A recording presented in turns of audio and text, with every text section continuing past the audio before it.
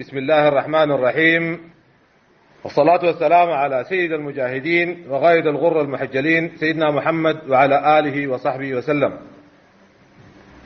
في صباح اليوم ومواصلة لانتهاكاتها، هاجمت ميليشيا التمرد في محاولة يائسة لتغطية هزائمها بالخرطوم.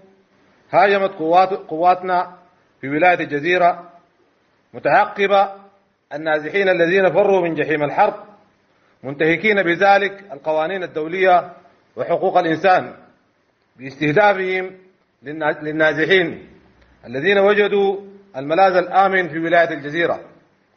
بحمد الله وفضله تصدت لهم قواتكم المسلحة برسالة، وكبدتهم خسائر كبيرة في الأسلحة والمركبات والمعدات.